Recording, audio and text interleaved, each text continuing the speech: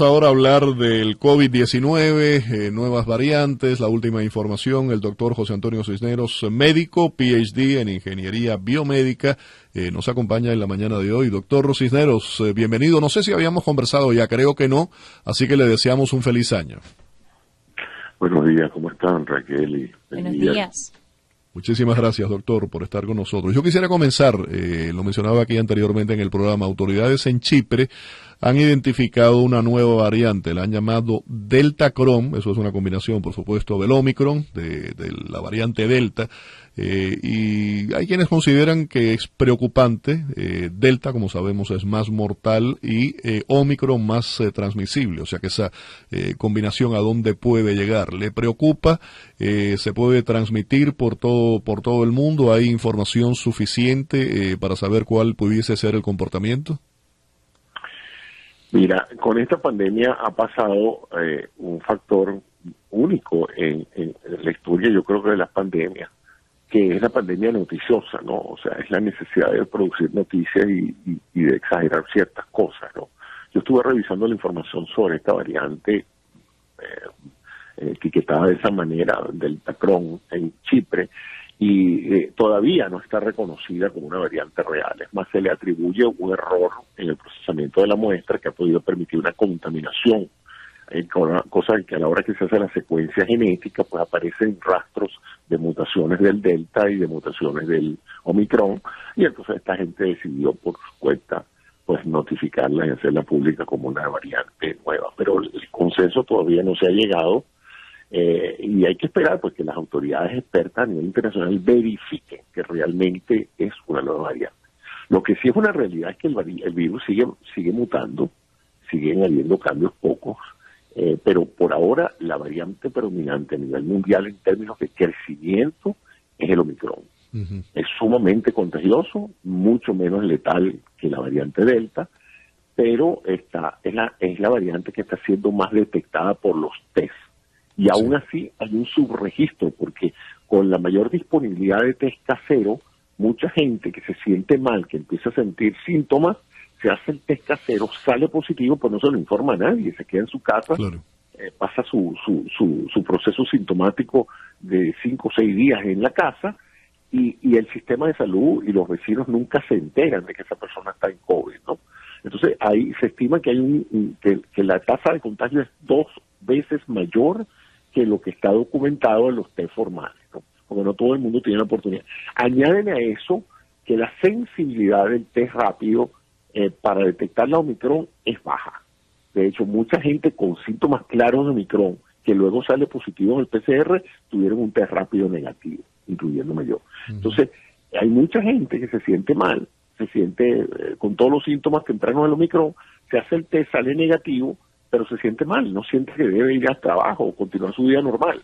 Entonces esa persona puede, y es posible que tenga el COVID, simplemente que el valor del test rápido es solamente si sale positivo.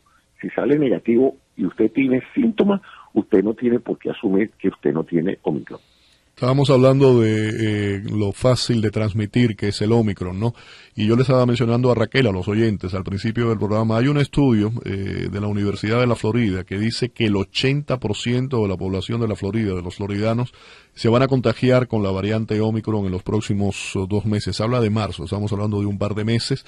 Y sacando números rápidos, un 80% de una población de 21 millones o un poco más, estamos hablando alrededor de 16 millones de infectados en cuestión de 3 meses. Sí, y esa ha sido la tendencia en Sudáfrica y esa ha sido la tendencia en el Reino Unido.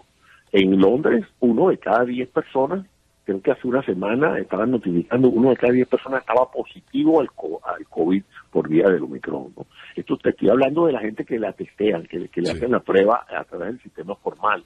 Eso no registra la cantidad de gente que por miedo, por una razón u otra, o por inconveniencia, no va a tirarse 4 horas de cola para hacerse un té, entonces prefieren quedarse en su casa y mientras los síntomas no sean severos, pues pasan su COVID en su casa. Yo me he quedado asombrado. Uno a veces, pues, sin tener muchas estadísticas externas, como dijo Raquel en un segmento anterior, por el número de amigos que te llaman y te dicen que tengo COVID. Medio mundo tiene COVID. Es que mi sobrino tiene COVID. Es que es increíble, ¿no? Entonces, que eso no se vio, yo no lo vi el año pasado, ¿no? Pero mire, doctor, esta mañana nos avisan que una Sí. persona del condominio más enferma. Entonces yo digo, oye, aquí se van a hacer, es inevitable, porque Sí. es muy contagioso. Acuérdate que esta variante tiene 50 y pico de mutaciones en la proteína S de la corona, Sí. que es la que se engancha a la célula. Entonces, este virus es más fácil de engancharse a las células y de entrar, y luego es muy bueno replicándose. Y como no es tan letal, o sea, no enferma, porque acuérdate que el problema de enfermarte es que inmediatamente te saca de la circulación en relación al contacto con el público. Ujú. Pero si tú puedes pasar 2 o 3 días sin saber si tienes el virus, pues esos son 2 o 3 días que tú estás contagiando gente. Sin duda, pero mire, le quería mencionar, tengo un amigo personal, es español, esta mañana, en camino hacia la radio, venía conversando con él, había estado por la Navidad en España, estaba de regreso, y lo encontré realmente consternado, dice que él estuvo en una región de Galicia, y me dice que había, muchas personas que están con el virus, pero me dice que desafortunadamente en 3 semanas que estuvo allí, murieron o fallecieron más de 5 personas, y dice que algunas de ellas amistades, gente cercana, y dice que algunos jóvenes. O sea que cuando vemos ese tipo de información, ¿no? Y que me llega a través de una persona de toda confianza, que merece toda confianza, es preocupante, porque se dice no es tan letal como las otras, pero no se puede bajar la guardia. Es que cuando tú tienes una tasa de contagio tan alta, donde la gran mayoría de las personas tarde o temprano se van a infectar, muchas personas, sobre todo los no vacunados, no van a estar protegidos. Entonces, y aquí se ve más claro que nunca el valor preventivo de la vacuna. Uh-huh. No preventivo de que te contagies, preventivo de que te enfermes y te mueras. Claro. Entonces, los que han vacunado, ya me estoy incluyendo yo, hemos pasado este COVID de Omicron con relativa intrascendencia, porque fueron 4 o 5 días de sentirme mal, congestión nasal, y eso fue todo. Pero cuando tú ves la gran notificación de los hospitales, de la gente que está siendo complicada, es gente que no se vacunó, pues. Y entonces, por supuesto, si tú no te has vacunado, si tú eres mayor de 60 años, si tú eres marcadamente obeso, si tú tienes diabetes, oye, esto que podría ser una gripecita leve por Omicron, termina siendo una neumonía por COVID. Doctor, y te quería preguntar sobre esto porque hemos hablado sobre esto en varias ocasiones, pero la semana pasada, el viernes, tuvimos la oportunidad con la asistencia del condado y Little Havana Activity Center, llevar vacunas de refuerzo a uno de nuestros edificios. En este caso fue Smathers. Vamos a estar yendo a varios otros edificios esta semana. Una de las preocupaciones que tenemos a nivel del condado es que hay muchas personas que se pusieron las 2 vacunas, ya más que le toca la tercera, no se la han puesto y piensan que tienen protección, cuando en realidad ese no es el caso. Estamos viendo lo mismo con personas que padecieron de COVID y piensan, bueno, ya a mí me dio una vez, yo no me tengo que preocupar. ¿Qué piensas para esos 2 grupos y lo que deben saber sobre o vacunarse o la vacuna de refuerzo? Para efectos de contagio, 2 vacunas o haber tenido la enfermedad antes no representa ningún problema para el Omicron. El Omicron ha escapado ambas cosas. Esta es una vacuna que no porque lo hayamos decidido los médicos, es lo que ha demostrado los datos después de más de 1 año de vacunar gente, es que la vacuna pierde efectividad con el tiempo, de tal manera de que a menos que usted tenga 3 dosis, usted no se puede considerar totalmente vacunado o protegido para lo que está pasando ahorita. Quizás usted estuvo protegido hace 6 meses, 7 meses, para otras variantes para las cuales fue hecha la vacuna. Pero esta enfermedad, este proceso de COVID con Omicron es muy contagioso, entonces usted no tiene por qué arriesgarse cuando la prevención es tan sencilla como ponerse una vacuna gratuita, que en todas partes donde usted entra se la ofrecen. Yo creo que es impresionante la disponibilidad de la vacuna, y aún así todavía hay gente que no termina de entender el efecto de esto. Es algo asombroso, y me preocupa también que el segmento antivacunas no cesa de seguir en su insistencia de confundir a la gente. Es algo que todavía tú sigues repitiendo que esto es una vacuna experimental, que ¿cómo hace una vacuna experimental que tiene más de 200, 400 millones de personas vacunadas y tiene más de un año mostrando su eficacia y su eficiencia? Eso no se puede llamar experimental. Experimental era en enero del año pasado. Claro, pero a también esta altura no es ni nada experimental. Claro, Fue aprobada definitivamente, pero los mitos siguen rodando por las redes sociales como si fuera ayer. Claro, y hablando de esos mitos, algunas personas me han dicho, bueno, yo me contagié del COVID hace un mes o 2 meses, yo tengo que esperar 5 meses para ponerse la vacuna. Yo no sé de dónde sacan esa información, pero no hay ninguna. Claro, no te puedes poner la vacuna si tienes COVID, pero más allá que eso, no hay un tiempo que tienes que esperar. Si tienes COVID no te debes poner la vacuna, ¿no? En realidad eso es lo único que ha dicho el gobierno federal sobre esta vacuna. Yo en este momento le digo a la gente, mire, cada vez que usted salga y se vea rodeado de gente sin máscara, asuma que todo eso que está enfrente de usted se llaman Omicron. Porque es que está en la tasa de contagio, que realmente es preferible asumir que toda esa gente está infectada con Omicron y uno no debe ni acercarse mucho, ni estar sin tapabocas, que pensar que todo el mundo está muy bien y entonces seguir manejando la tasa de contagio. Y la gente que está realmente subestimando el Omicron, repito, el Omicron en la gran mayoría de las personas no es un problema de salud severo, pero uno no sabe si uno está dentro de esos casos que se va a complicar, y se puede complicar aún en gente joven.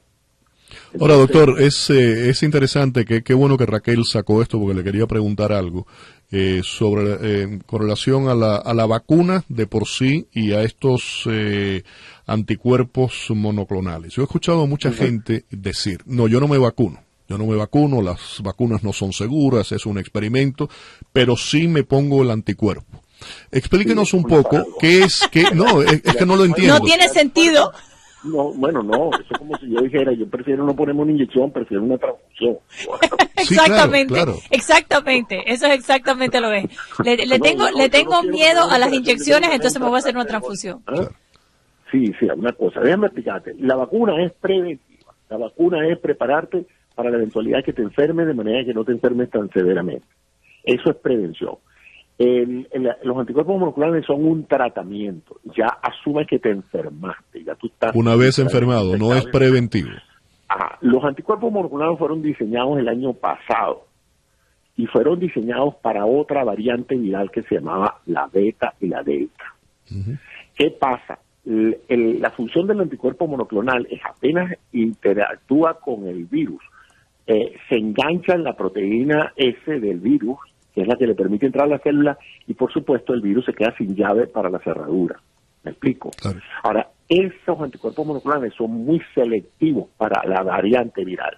El Omicron mutó la proteína de enganche, por lo tanto el anticuerpo monoclonal no es efectivo para la variante Omicron. Es efectivo para la Delta, pero no para el Omicron. Entonces, ¿cuál es el problema? Que si tú estás primero tienes que administrarse los primeros 5 días después de haber empezado los síntomas del COVID. O sea que si tú no estás alerta y te has estado posponiendo la ida al hospital porque tú crees que no tienes un COVID muy severo, que a lo mejor no es COVID, no te has hecho el test, lo que sea, si ya tú te estás presentando al hospital después de tener 5 días con COVID, ya la efectividad de los anticuerpos monoclonales del Regeneron, que es uno de ellos, hay 3, no es tan alta. Y si es Omicron, es prácticamente nula. Para colmo, hay tantos casos de COVID que ya no hay disponibilidad de Regeneron, entonces se está reservando para personas vulnerables. ¿Qué es una persona vulnerable? Mayor de 60 años, obeso, con diabetes, para personas que realmente pueden tener peligro de muerte si contraen el virus. Todavía también hay que recordar que el virus Delta todavía anda por ahí. Claro. O sea, y uno no sabe si uno va a agarrar el Omicron o el Delta. Esto no es una cuestión de si es Pfizer o es Moderna. Esto es un virus que uno no sabe, uno presume por las estadísticas y la probabilidad de que la gran mayoría de la gente se está infectando con Omicron. Pero el virus Delta todavía anda por ahí, todavía contagia y todavía manda a la gente para el hospital. Qué bueno, doctor, que hizo la aclaración, porque había escuchado esto. Yo realmente no entendía muy bien cómo una persona podía en un momento determinado decir, sí me pongo el anticuerpo monoclonal, pero estoy en contra de la vacuna. Yo te voy a explicar por qué eso pasó. Porque en el estado de la Florida, en vez de enfatizar la vacunación, el gobernador enfatizó el uso del Regeneron y creó centros donde la gente iba no a vacunarse, sino cuando tenía síntomas se presentaba en estas megaestaciones a que le inyectaran el suero. Claro. Entonces se corrió la voz de que no te vacunes, que si te da, te bajas y te pones el Regeneron.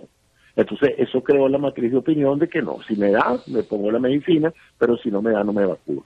Y eso fue un error desde el punto de vista de prevención, porque la idea era que todo el mundo estuviera vacunado, no que todo el mundo esperara enfermarse para entonces ponerse el tratamiento. Gracias, doctor, por haber estado con nosotros aquí en el programa una vez más. Gracias a ustedes por la invitación. Gracias, el doctor José Antonio Cisneros acompañándonos en Hoy por Hoy.